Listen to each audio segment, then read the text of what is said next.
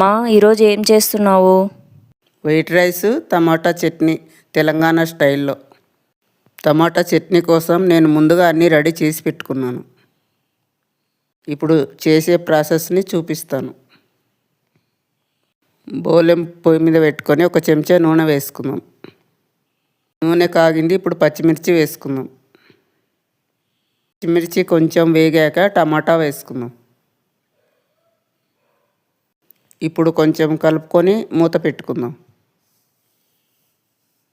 ఇప్పుడు ఒకసారి మూత తీసుకొని మళ్ళీ కలుపుకుందాం. కలుపుకున్నాక మళ్ళీ మూత పెట్టుకొని మళ్ళీ కొద్దిసేపు మగ్గనిద్దాం. ఒక 2 నిమిషాలు అయింది. ఇప్పుడు మళ్ళీ మూత తీసి చూసుకుందాం. ఇప్పుడు ఇంకోసారి కలుపుకొని మూత పెట్టుకుందాం. 2 నిమిషాలు అయింది. ఇప్పుడు మగ్గిందో లేదో చూసుకుందాం. ఇప్పుడు కొంచెం కొత్తిమీర వేసుకుందాం. కొత్తిమీర వేసుకున్నాక మళ్ళీ ఒకసారి కలుపుకుందాం అడగంటకుండా. కొంచెం చింతపండు వేసుకుందాం. ఇప్పుడు మూత పెట్టుకొని ఇంకొక 2-3 నిమిషాలు మగ్గనిద్దాం. టమాటాలు పచ్చిమిరపకాయలు బాగా మగ్గిపోయినాయి. ఇప్పుడు ఇది చల్లారనిద్దాం. ఇప్పుడు మనము 1 కప్పు తెల్ల నువ్వులు వేయించుకుందాం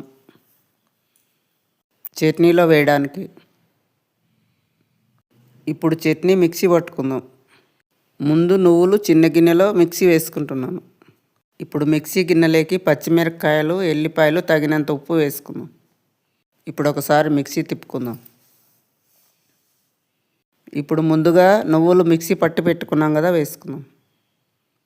ఇప్పుడు టమాటా మొత్తం వేసుకుందాం.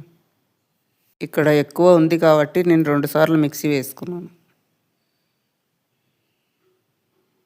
ఇప్పుడు మిక్సీ వేసి పెట్టుకున్న చట్నీని ఒక గిన్నెలో తీసుకుందాం. ఇప్పుడు తిరువాత కోసం ఒక చిన్న కడాయి పెట్టుకొని నూనె వేసుకుందాం. నూనె కాగింది. పోపు దినుసులు వేసుకుంటున్నాం. ఇప్పుడు ఒక 2 ఎండుమిర్చి వేసుకుంటున్నాం. ఒకసారి కలుపుకుందాం.